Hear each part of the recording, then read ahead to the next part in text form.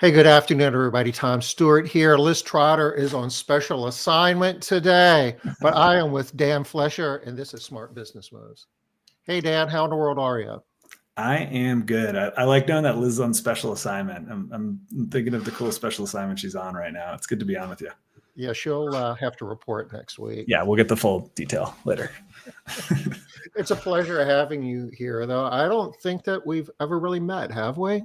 No, not until today, which is both exciting, so we get to meet and talk, and also probably a little wrong because we haven't met yet. But better late than never.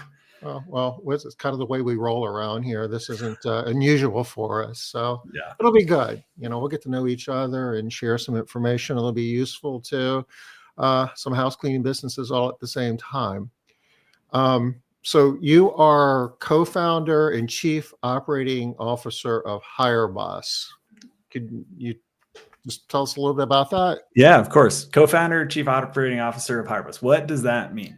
So basically, what that means is about 2 years ago, a little longer than that, my business partner and I were helping coach thousands of home service businesses, many cleaning businesses, both maid service, home service, exterior cleaning businesses. And we noticed that the winners were the ones that had a good system for hiring and retaining talent, and the ones that were living a really hard, difficult, up and down entrepreneur life were the ones that were getting lucky with some hires and not getting lucky with others. And so we said, there's got to be a way to build a system for this. There's systems for marketing, there's systems for production, there's systems for sales. How can we create a system for people? And so that's what we set out to do in HireBus. And I don't want to go like too deep into the product itself, but I'd love to share like what we've learned just from helping hire thousands and thousands of folks in the trades. So hopefully it can help some of the members of the audience here. And just for the benefit of the audience, you mentioned your co-founder. That's Brandon Vaughn. I mean, he's a celebrity. Everybody knows Brandon. He's from Conquer, and I don't know. I see him like in social media. Isn't he like doing some things with garage floors now?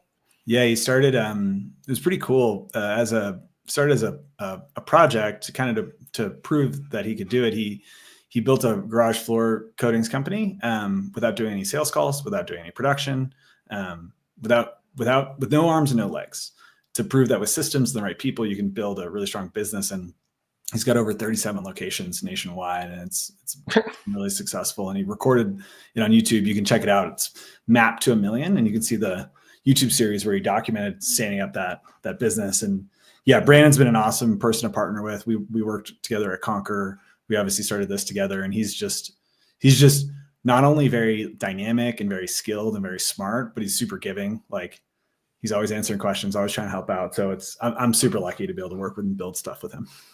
Wow. So how long have y'all been working on HireBus? So we started HireBus a little, just over a year and a half ago. And it's been a really interesting journey to build processes that help bring people in to service businesses specifically.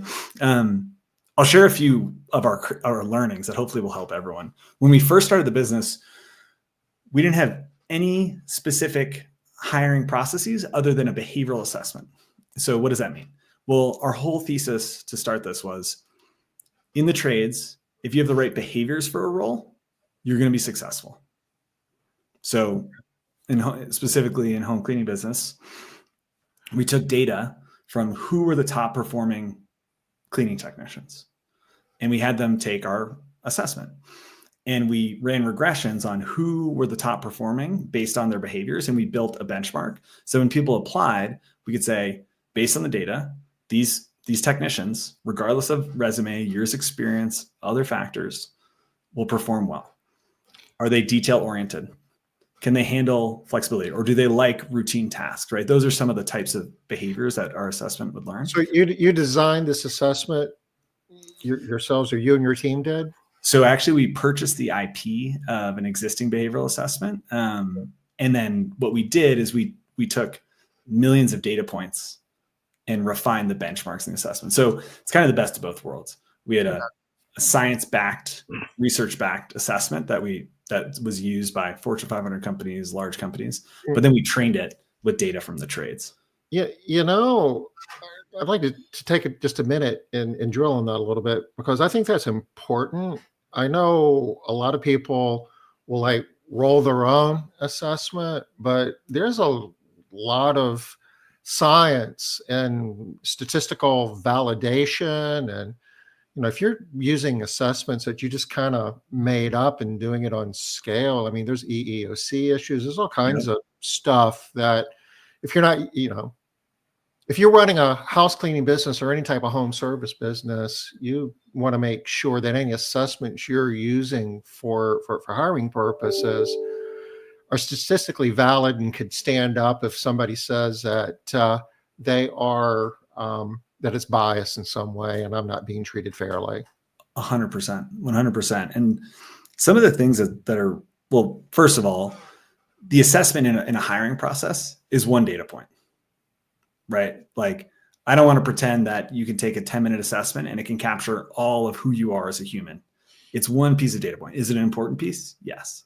But second, the validity piece in using statistical analysis to determine what a benchmark is actually leads to really surprising results. So I'll give you a concrete example, Tom. One of the things that we measure in our assessment measures 21 behavioral scales. One of them is order, right? Order is one of them. And for a lead cleaning tech, you would imagine that it's better to be higher in order. You need to follow a checklist. You need to be organized. You need to be able to communicate with clients if they're home, right? Like, you would imagine that you would just want everyone to be max order. Actually, what we found in the data is you want someone that's moderate to high order, but if someone is so high order that they can't work in a complex world, or they can't handle change, or they can't handle something coming their way that's unexpected, then actually the data shows that they can't perform. And It's the adaptability part of it, I guess. Exactly. And there's a double-edged sword to all of these behaviors. And so when you run regressions and look at the data, actually it's pretty rare that someone who operates in the extremes works well. Yet when we create assessments ourselves, it's a lot of yes/no questions, a lot of binary questions, which tailors and tends to work well with extremes. So to your point earlier around like using millions of points of data versus creating things ourselves, there's a lot of value there because the world's a little bit more gray than black and white often. Absolutely. Absolutely. So the questions that the assessment asks, they're not yes or no. I mean, how would it determine if how somebody rates on the scale of order? It's pretty cool. So the assessment actually only asks one question. Yeah, surprising. A one question assessment. Mm-hmm. Okay. It says the question is, describe how you often behave. And the assessment's based off a clinical psychology assessment called the adjectives assessment. It's obviously been adapted multiple times and normed with different data, but it asks, describe how you often behave. And then there's a list of adjectives that respondents select. And based on those adjectives, you can select as many as you want. And depending on the adjectives you select, the time that it takes you, the order that you select them in, et cetera, it'll rate you on 21 behavioral scales. And there's no like good or bad. It's just if you score high or low, and high does not mean good, low does not mean bad. We'll use order as an example. If you score high in order, you are often driven or compelled to work in a more orderly fashion. Where if you score lower in order, you might feel constricted by order. And so you can imagine, think of all of our entrepreneurial selves. There's times where it's better to behave high in order when I'm building SOPs or training new technicians. There's times where it might make sense to behave a little bit lower in order when, someone's out sick and I don't have that SOP. Right. What do I do? Because I got to deliver for my client. I got to be able to operate in that uncertainty. So what's cool about the assessment, it helps you understand how you often behave and then who might fit in specific roles better based on those scales. Okay. So tell us a little bit about how this process works. If I'm, our audience is primarily running house cleaning companies. Yeah. So, what do we need to know? Obviously, hiring and selecting the right people and building a workforce is one of the biggest challenges we have. Mhm. What can you share with us that would help us in that regard? It's all about having a system. And sure, HireBus, I'll put HireBus aside. You could HireBus as a hiring system, but frankly, all I care about is that you have a system that's repeatable, that's always on, that's systematized in your hiring. And I've seen incredible systems from people using a number of software products to people building out really good Google Forms and Zaps that work. And if it works for you and it's repeatable and brings in good people, that's what matters. So let's talk about the system a little bit. What components of the system do I see is working? The first thing is the system needs to always be on. Even if you have positions that are full, even if you have no positions, the system always needs to be on, and you need to be building a waiting list. Okay. Yeah. People get confused. They take hiring and confuse it with recruiting. And you don't always have to be hiring, but you really always, what you're suggesting is you always need to be recruiting. I love that distinction, Tom. Like recruiting versus adding people to your team. Yes, you always need to be looking for really good talent. We see this all the time where people are hesitant to build a waiting list, and you would be shocked when you look at the data of when we call down our waiting list for our clients. Over half, it only takes a waiting list of 3 people to get someone to say yes. If you have a waiting list of 10 people, 5 of them will say yes. It's about a 50% uptake rate. And it's a very okay thing to do when you're holding a hiring process to say, Tom, it was awesome meeting you. You're a great applicant. Unfortunately, we don't have an open position right now, but we are growing constantly. And is it okay with you when we do have an open position if I reach out? Mm-hmm. What are you going to say as a candidate in that instance? Sounds like an awesome place to work, because most people are trying to get me to start that day. So if you've got a waiting list, obviously a lot of people want to work for you. 100%. And now you, as a person who's looking for work, if you applied, all of a sudden, where previously you would have got declined because you're not the number 1 best candidate out of the people, you're maybe the number 2 or 3, but you're probably still pretty good. You now have this little thing in your pocket that you say, I would have loved that job right away, but now I have a little bit more peace of mind. And when they do call, I'll take the call. So everyone leaves a lot happier, and everyone leaves with an asset, with something versus nothing. The other thing about having a waiting list is, and this sounds a little crass, but I'll just say it. If you have 5, 15, 25, 30 technicians on your team, and you have a waiting list of really good people, there's 2 things that happen. Thing number 1 is the team knows that you're having interviews every week. Mm-hmm. And it's not, oh my gosh, they're going to kick me out. They're saying, wow, this is a really good place to work. Tom does do a great job running this business. There are a lot of people that want my job. And the other thing is, if they're not performing, then you have a way where you're not beholden to that employee or that team member. You can replace them if need be. Your hands aren't tied. You don't have to hold your nose and look the other way when you really should be making a staffing change. I'm sure you can think of, I'm sure all of us here and you can think of numerous examples where you're like, would I hire this team member today? Knowing what I know right now, would I hire them again? If the answer is no, then maybe you should replace them now. And in the house cleaning industry, it's not uncommon for someone to decide that they just don't want to work for your company anymore and just don't show up that day with no notice or anything else. And if you're starting out at 0, that can be a very uncomfortable thing. But if you've got, people on the waiting list, you're in a much better position to manage it. 100%. And we have a lot of home cleaning clients. It's a difficult industry, and it can be the types of hiring systems you need to run can differ greatly by geography, region, type of home cleaning services you have. And so it's really important that you build that system in a way that's tailored to how you operate your business, because we see a lot of differentiation by business type and region. So it's easy to say that you should always be recruiting, I've been doing this for a while, and, I remember the day when recruiting was running classified ads in the local newspaper. Yeah. And people would come into your office and fill out paper applications, and you'd have to keep up with those pieces of paper. And recruiting and interviewing was just a pain, Mhm. Yeah. and part of this, hey, it's just 2025, right?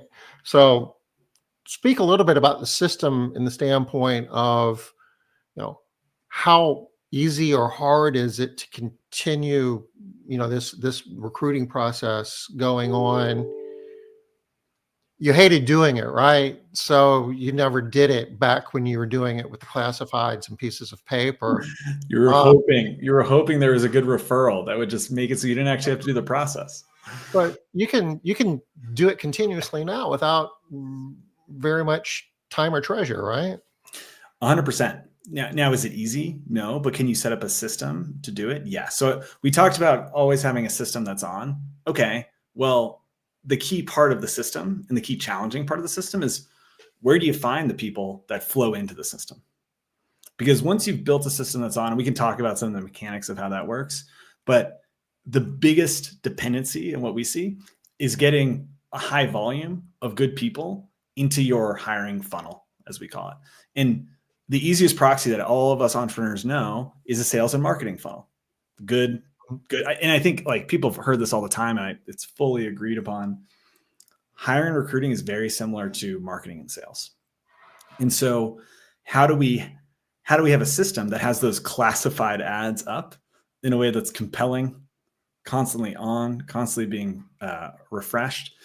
And so the first thing, before we even talk about where you find the people, is how you message and how you communicate to them. You need to make sure that what you're advertising is a true job advertisement for the role and for your business, and not a job description. And this is one of the number one challenges that we see. It's like, I forget where I was, Tom, but I recently was talking. It wasn't a huge room. It was like maybe 50, 75 people. And I was like, okay, all entrepreneurs, all home service business owners, raise your hand if you've looked for a job recently. There was maybe one hand up. Okay. None of us here have looked for a job recently because we've been hiring. We've been running our businesses. When you're looking for a job, you don't necessarily feel awesome about yourself. So when we're doing a job ad, we need to think about the psychology of the job seeker. And what we've seen that works best after A/B testing job ad types across multiple platforms and multiple companies is the job copy needs to be about you. The advertisement needs to be about you, the job seeker. Mm-hmm. You are hardworking. You want a career, not just a job. You want to join a team that gives you opportunities and cares about you. You want to earn X a week. And so if you create a job ad that has you, and talks about how this person is going to grow with you, sees themselves in a positive light, sees themselves earning $1,200 a week, $1,000 a week, whatever they can earn at your business, all of a sudden your job ad stands out.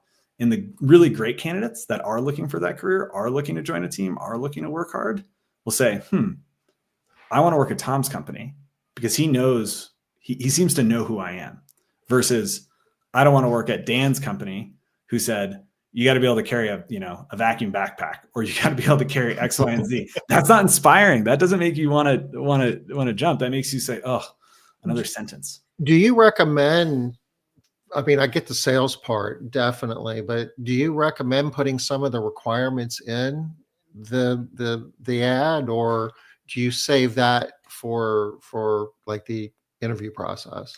Really good question. I do like to put core requirements in the ad and in the application process. So typically in a job ad, we make sure the title, and you got to A/B test what works. You got to mix it up. Some of the best titles include salary, location, etc., or just title. But typically I like to have a job title. And then I like to have a section at the very top that clearly states pay and who you are, with a lot of use statements, who we are about the company, and then what you'll do each day. And within the what you'll do each day, we put in requirements often. These are the working hours. This is the type of work you'll do, because we also don't want to just paint this unclear picture, it's like, no, you will have to meet these requirements, but we put that near the bottom so that once they read and are engaged, they'll start to understand. And if there's something that's a deal killer for a candidate, then they're not going to be wasting their time or yours, I guess. Exactly. One thing, Tom, that you mentioned about these requirements that's really important is people don't really read job ads in their entirety. And I know that for a fact because we put specific links on job ads and we can track who clicks those links. And it's not a super high percentage. But we do make sure that when everyone applies, those requirements are reiterated again. And we communicate and collect that information. One thing that we found is overall across trades, over 92% of applications are done on mobile devices. And it's even higher in home cleaning. It's over 96%. And 96%. So for all practical purposes, almost all of them. Almost all of them. And, that's just for our own clients. So maybe we do a lot of SMS texting, et cetera, to get people. We also email though, but people are applying on their phones.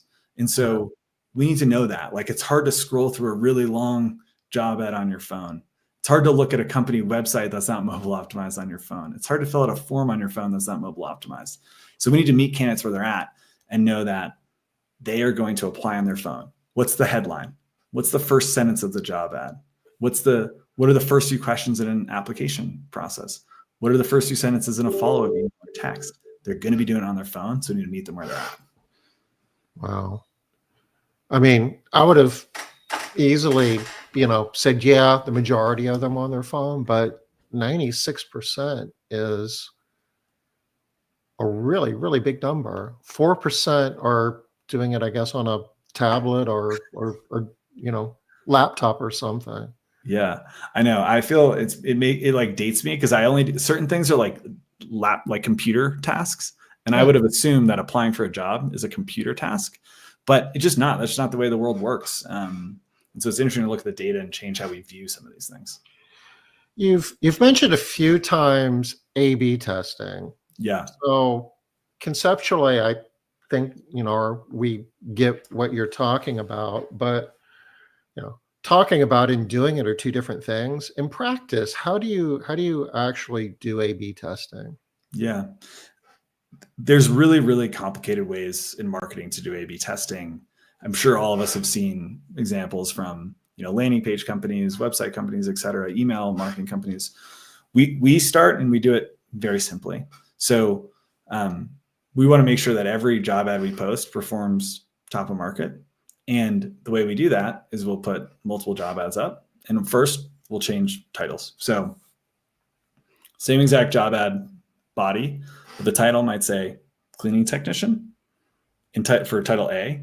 And title B might say cleaning technician, $800 to $1,200 a week. Right? Okay.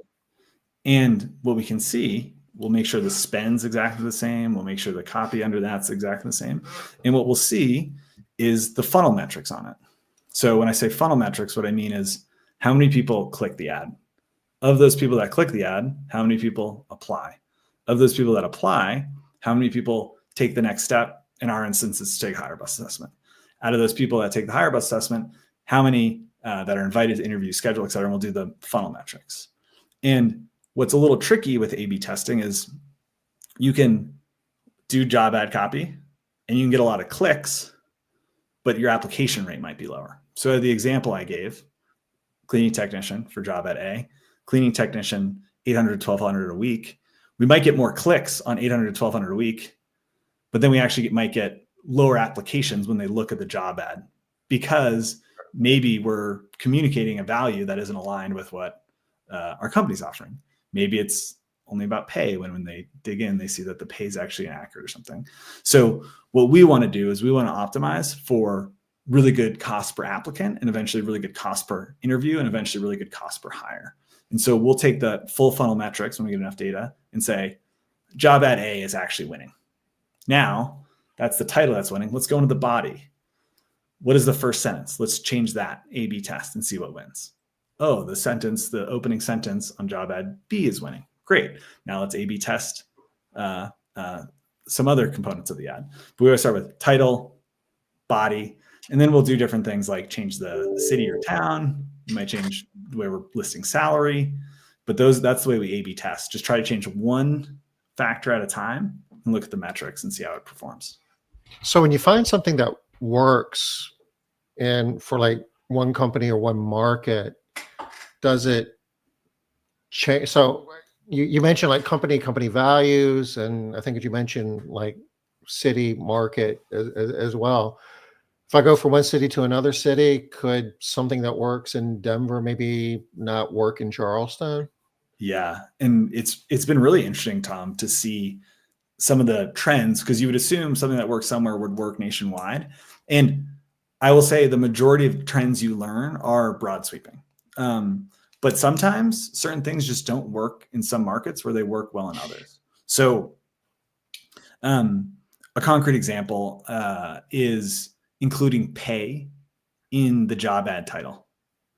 If I'm posting a job ad, if you're like, Dan, you got to post a job ad in Phoenix, Arizona, I will start 100% and I will include the hourly rate in there. Okay. If you ask me to post a job ad in Philadelphia right now, I would not. And why?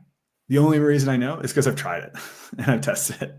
And it's really interesting because I have different hypotheses about why, but ultimately until you A/B test, you don't really know. And maybe in 6 months from now, it'll flip.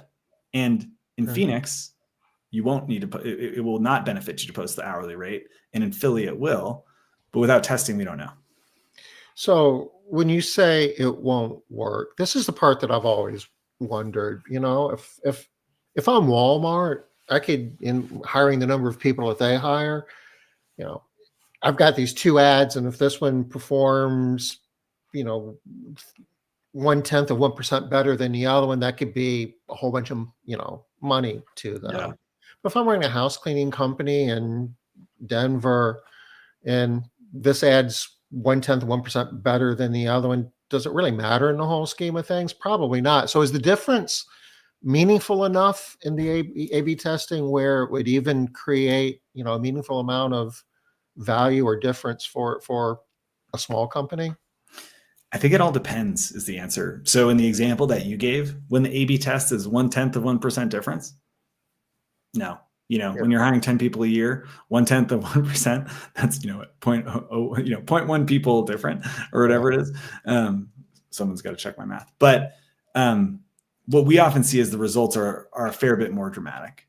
So some good benchmarks for folks to think about. And, this is a broad nationwide average. So in your market, it might be a little different. But if you're hosting a job ad on a platform like Indeed or ZipRecruiter, a good cost per applicant for a cleaning technician is anything under $1.25.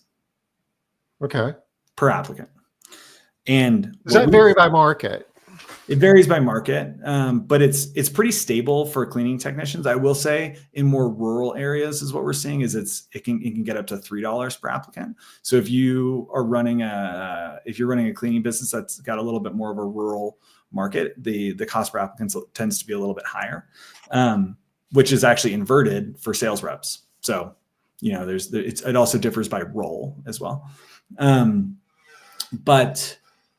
What I was saying, Tom, is the difference in an A/B test and a job ad can be pretty material. A specific client that I'm thinking of in Arizona, when we did the including the hourly rate in the job ad and not, they were getting 75 cents per candidate with the hourly rate, and it got up to $2.50 a candidate for not including the hourly rate on the job ads. And if you're bringing in 300 candidates a month, that adds up. So it can be pretty material, the A/B testing and impact of that. So when you say candidate, is that like somebody just filling out an application or somebody who's actually qualified for the position? Someone that's filling out an application. Okay. In some just typical numbers that we see, about 254 candidates per one really, really, really strong hire. So if you're, a $1.25 a job, you're pushing $300, I guess, to find that one hire. Exactly. And that's if you're doing paid ads on like a ZipRecruiter or LinkedIn or some of these other job boards. There's obviously additional ways to get candidates. Craigslist, WhatsApp is growing, Facebook groups, etc. But if you want to use funnel metrics for a paid job ad platform, you can figure $300-ish of ad spend to get one really good hire. Are there ways of designing ads that maybe fewer people in total like apply to it, but the ones that you're getting are of higher quality?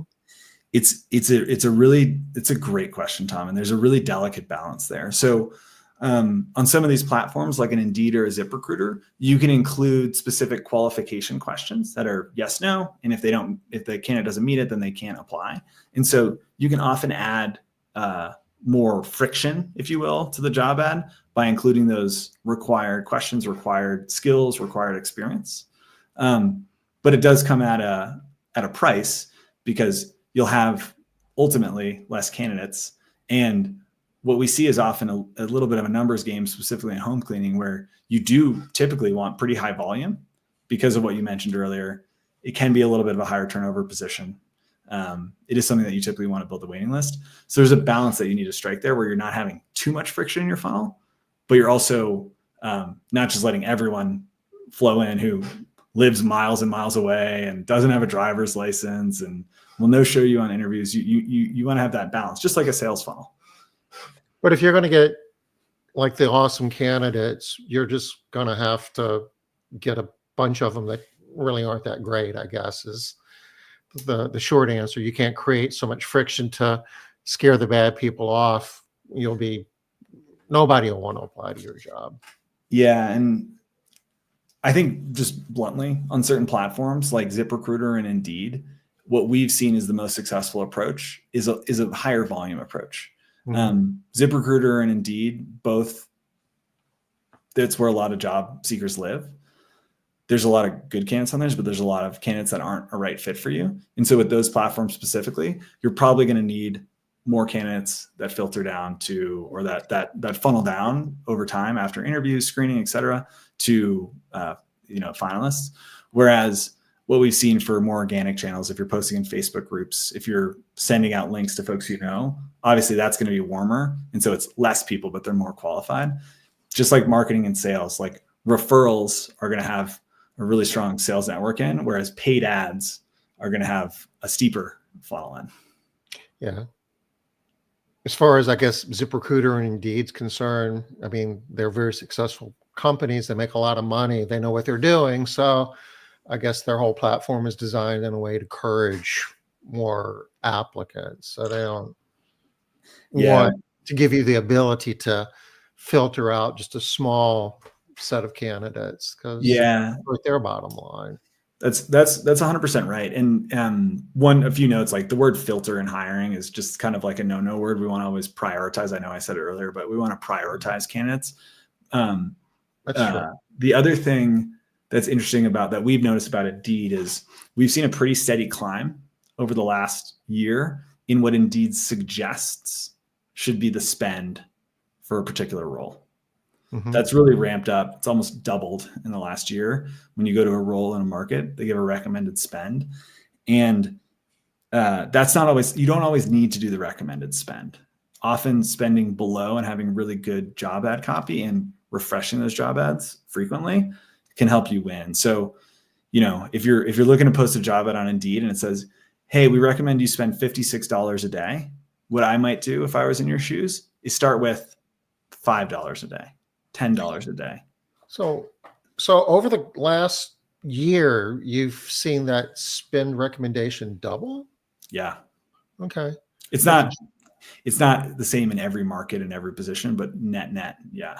The job market's been tight for a while. I mean, one of the things that we track from time to time here in Smart Business Moves is like the JOLTS report, the number of job openings to candidates. And I guess a year or so ago, there were like 2 job openings for every candidate, and that's just general, and even tighter for like service businesses that we're staffing for. Those numbers have eased up a bit. I mean, they're still tight historically, but the job market hasn't gotten any tougher over the last year. I wonder why their rates have doubled.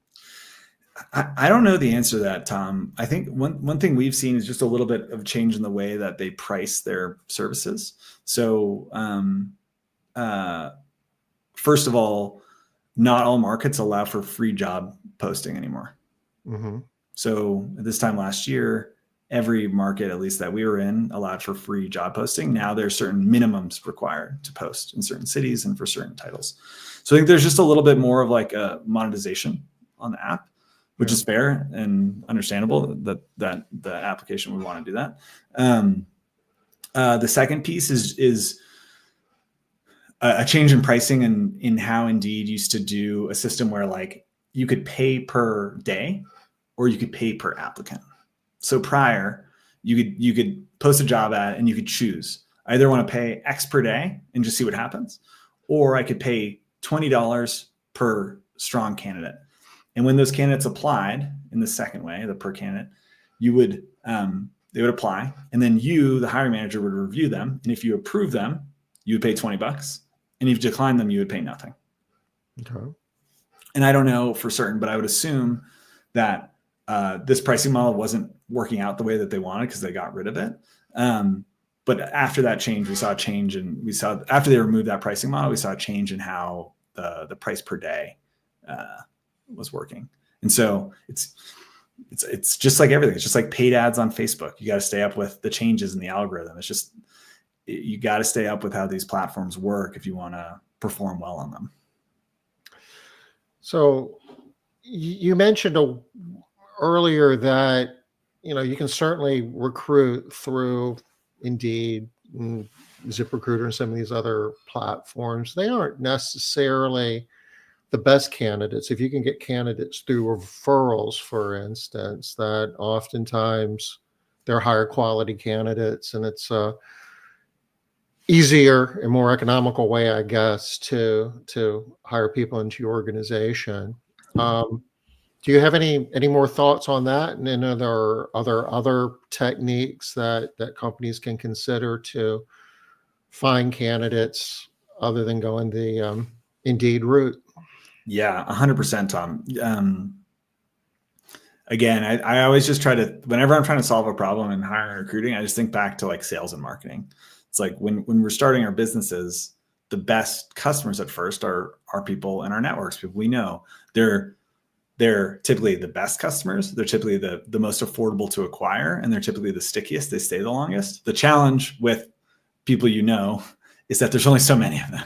It's hard to scale that. At some point, you run out of friends and family, right? Yeah, and they're like, I don't need my house cleaned again. And so that's the same with hiring. And so, I always want folks to start with their networks with warm referrals for hiring. Just like we talked about with sales and marketing, those people are the warmest. They know you the best. They're typically the cheapest to acquire. I know that's like a little bit crass to think about, but that you don't have to spend on Indeed, right?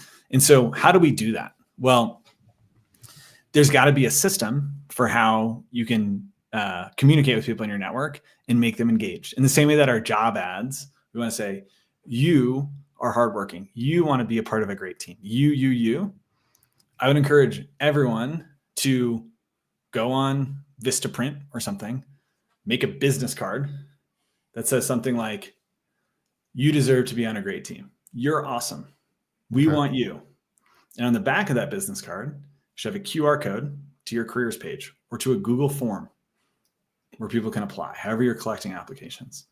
And when you're out in your neighborhood and you give this to your teams as well, you say, and you see someone who would just be great at your company, you just say, hey, thanks for providing such great service today. I'm sure you're not looking for work, but if the off chance that you are, my team is always hiring and we need great people like you. Take this card. You're awesome. How many times do you think that's happened to that awesome person? Yeah. You always want to be opportunistic is where be looking for the opportunities. You run into people who provide awesome service, hit them up. You just never know. That's really good advice. And give those cards to everyone on your team now and have a little retention bonus when someone they recruit in stays for 6 months. Now all of a sudden you've multiplied your efforts by quite a bit and the referral network grows. That's just one technique, but I think it's a pretty powerful one that can be stood up with a few hours of work and, print out some business cards and hand them to your team at the next team meeting. Can social media be a useful part of your recruiting process? Oh, I would say it's like not just useful, but critical. There's a lot of benefits to promoting open positions on social media, not just recruiting, but also sales and marketing itself. One really interesting way to do it is you probably have followers on different social platforms, even on your email platform, where you could say, hey, we're ramping up for spring season and we're looking for really great technicians. A few things that are important about working at, Tom's company is that you are organized, you're driven towards career goals, blah, blah, blah, blah, blah, all the things that are awesome about working for you. And if you send that out to your network, that does a few things. Thing number one, people say, ooh, I like doing things for my friends. I'll share this with them and maybe they'll get a job. Thing number two, if your customers see it, and they see that the people that work for your company are clean, reliable, organized, dependable, career-oriented, they're going to say, that's why I love working with Tom's company, because he has such great people. That's right. I do need that service again. And so hiring in social platforms is just like a really good strategy. Not only does it find good people, but it builds trust within your client base. One of the best campaigns I've seen, Tom, was an email campaign sent to a client list that just was like, hey, we've got a role opening. Here's the description. Again, talk all the positive things. Does anyone here know anyone that might fit that role? And if so, could you refer them here? We'd love to offer you blah, blah, blah if you refer. And it actually led to, it helped and it generated candidates, but it led to a ton of sales. Sure. You're winning from a customer standpoint, a prospective customer standpoint. And like on your Facebook page, you've at least the people who are your team members typically follow that, and maybe their friends follow that too. And I've seen some companies have a lot of success by creating just a really awesome brand in terms of we're fun and this is just everybody's having a great time working here. There was a concept called passive candidates. They're not even actively. You get somebody from Indeed, right? They're either unemployed or they're actively needing another job. But there's people that are just thumbing through Instagram or whatever, and they keep seeing these pictures of Dan's cleaning service, and everybody looks like they're having such a great time. Those people might want to just reach out and say, hey, you get a job opening, let me know. I want to have fun like that too. You nailed it. Like there's active marketing and interruption marketing. And interruption marketing is often best for job seekers because, who would you rather employ? Someone who's been laid off or someone who's got a job, but they're just not at the right company for them? Right. I think they're not even looking for a job, but they see your place as an awesome place to work. Exactly. People oftentimes will make the statement, you just can't find anybody that wants to work. Mm-hmm. And more times than not, what's really happening is nobody wants to work for you. I think we've all running businesses, like hearing that, I laugh, but I also, there's some pain in my laugh because when looking in the mirror, there's been times when I've had to reflect and say like, yeah, maybe people don't want to work for me the way I'm running this business right now. How can I change that? How can I create a culture? How can I communicate that culture to people so that I can grow my team sustainably in a way that people stay and people want to work with me? So that's a deeper discussion, I guess, but certainly not to be overlooked. If you're having a hard time attracting the right people, maybe I do need to look in the mirror and saying, well, what do I need to do here to make this a better place to work? And it's a lot more complicated than just pay, isn't it? It's more complicated than pay. And there's a lot of factors that we see too. One of the challenges is this idea of, is there someone out there that's just a perfect fit that's plug and play into my business? I believe so for most roles, unless you create kind of a crazy role that doesn't exist yet. Now, maybe a more thoughtful question for a business owner like us is, how can I create a role in supporting training materials so that I could bring in more people that would be successful? Mm-hmm. And if you can change that equation a little bit and have it be less about finding that perfect match to this role, and have it be a little bit more about how can I blend that and have a lot of people, and not lower my standards, right? But have good people that work hard, that are skilled, that if they come into my system, they can excel. That's the winning formula. And so it requires balance, just like anything. You need to have really good recruiting efforts with high standards to bring in good people. But you also, when you bring someone in, you need to have really good onboarding processes, really good systems, really good training processes, so that you're not reliant on a unicorn in order to have them fit and stay. You have a system that's repeatable and can be done by multiple people in order to have sustainability in your business. What's your onboarding look like? What are your SOPs? What's the training process? What's the growth trajectory in your business? If someone joins and they're there for 2 years, do they have upward mobility, or do they want to leave somewhere else? These are all questions that are just super important to reflect on in order to attract and retain good people. So you hire somebody, go through everything that you have to go through to make somebody a job offer, and you hire them. You really, aren't done with anything, right? You're just getting started. Yeah.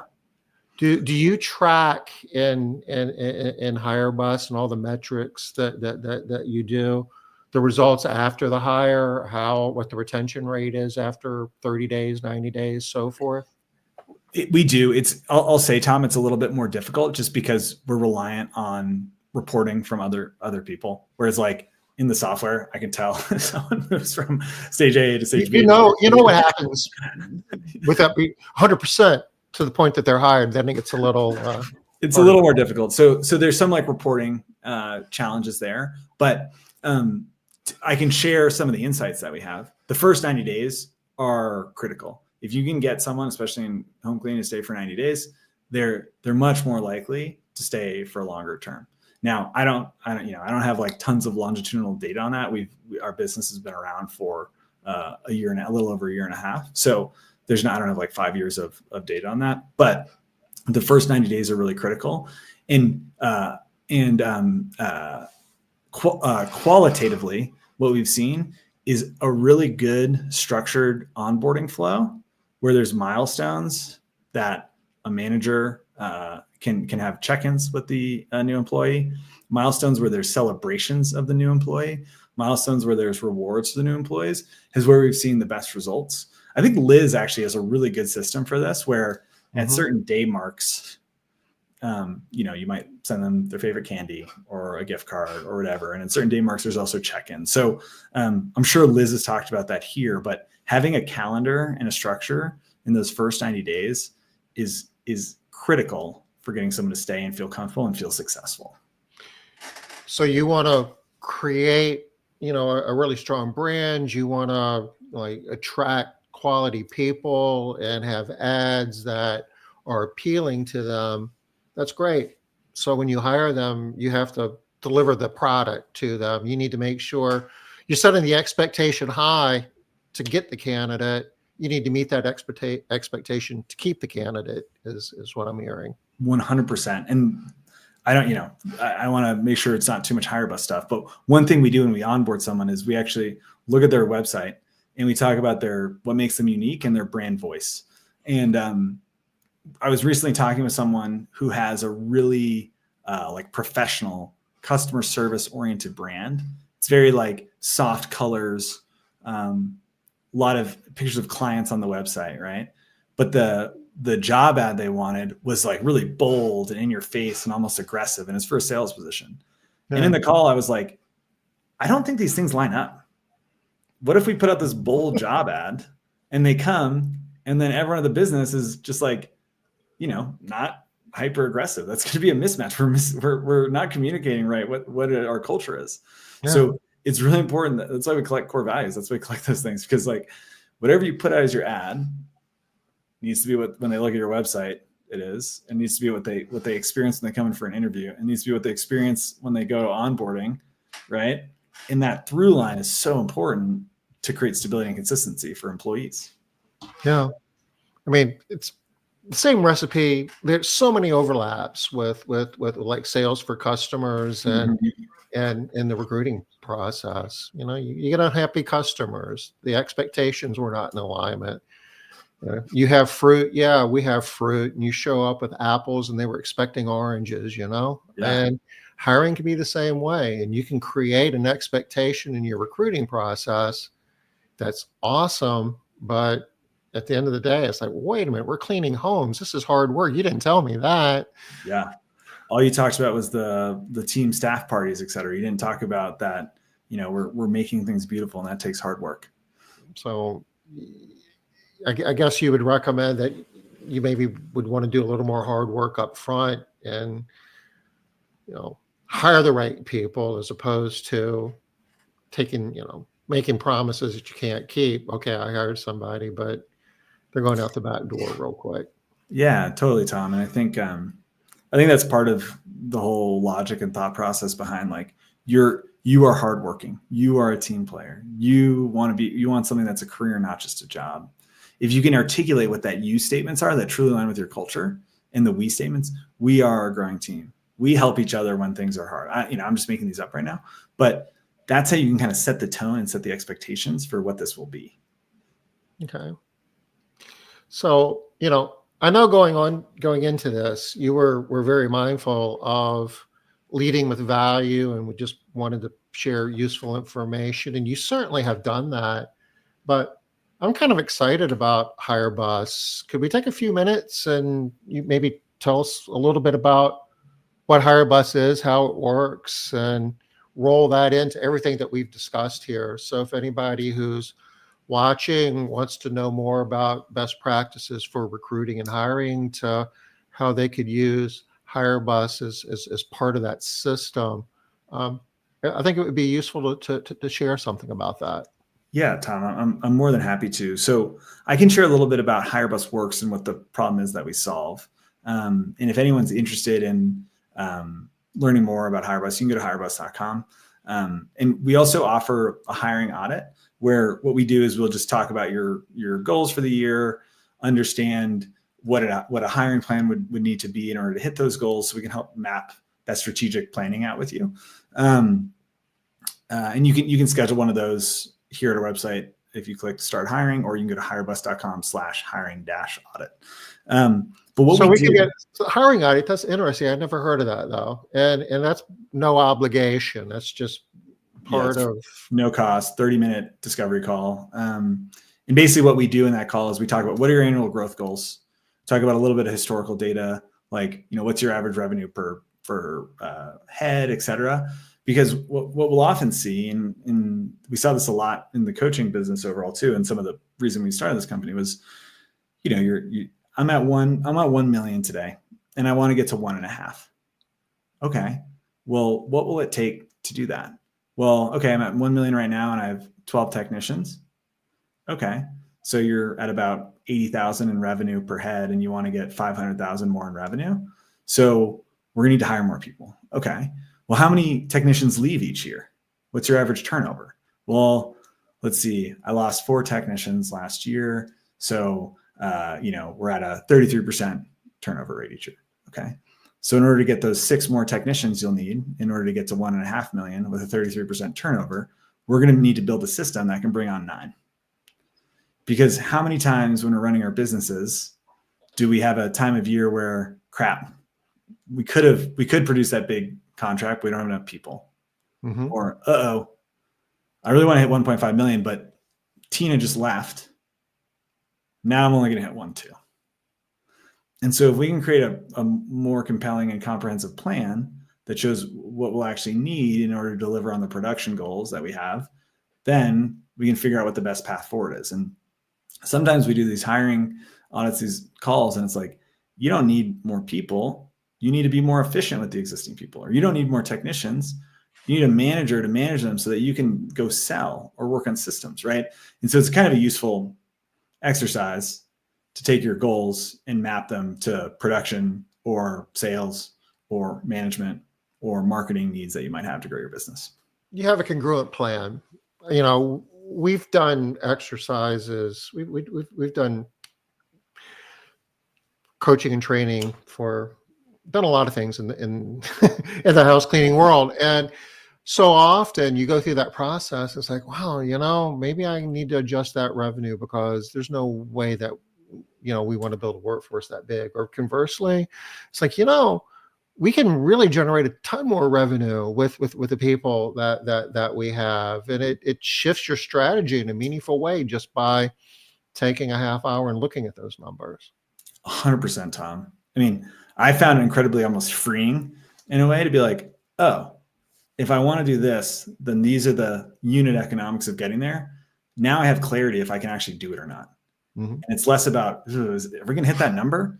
And more about, I'm going to hit that number, or I'm going to hit this number because I actually know how it breaks down on a per team member basis, or a per lead basis, or a per ad spend basis, right? Like you can do your funnel metrics for marketing, sales. You have a plan, you know what you need to do to make it happen rather than keeping your fingers crossed and hoping you get lucky. 100%. So just a quick about HireBus, how it works. So we want you to run your business. And so we do everything except make the final decision. We write job ads for you. We create careers pages for you and host them. We manage and post the job ads on various platforms. We nurture candidates so that they perform all of our application steps. We have every candidate take our HireBus assessment, which gives them a score out of 10 for different roles in a home service business. We actually hold phone screens for candidates ourselves. So you don't do an initial phone screen. We do the initial phone screen of candidates. And then we place those candidates that meet your application requirements, have scored high in HireBus, have been reviewed by a recruiter and performed on a phone screen. And then we put them on your calendar for a final interview. And we run that 365 days a year. So you're always recruiting. Always recruiting. Even if you're not always hiring. I'm stealing that from you, Tom. Even if you're not always hiring, you're always recruiting. I love that distinction. I think that's so well said. And you're able to always recruit without having to have a full-time person doing it. I mean, you can automate. You're automating the recruiting process. Exactly. 100%. This is brilliant. I love it. So do you currently work with some house cleaning companies now? Yeah, many. We have a lot of house cleaning clients. Yeah. Okay. Well, that's exciting. And, there's really no reason for anybody who's running house clean business not to always be recruiting, but you want to do it in a way where you're not sucking up a lot of time and treasure doing it if you're really don't have that immediate need to fill that position. It's just psychologically, it's hard to do it, but you can automate the process. Yeah. And it's just one of those things where, we have a lot of home cleaning clients that have, we have some that are always hiring in high volumes. We have some that are a little more seasonal, right? That have spikes and lulls. And what's cool about it is it's a lever. You can ramp it up if you want to increase volume. You can lower it down if you want it to trickle, but you need a system. You need a system that's always recruiting, not necessarily always hiring, but always recruiting. Dan, this was fun. It was a pleasure meeting you. Welcome to first time guest on Smart Business Moves. Certainly hope not to be the last. Hope to see you in person sometime. Likewise, Tom. This has been awesome. Thanks for the time and a great conversation. And yeah, we'll have to connect in person soon. We are at the top of the hour though, so we're going to go ahead and call this a wrap. Thanks again, Dan. We'll be back next week, 5 o'clock Eastern, Smart Business Moves. Till then, everybody take care. Bye-bye.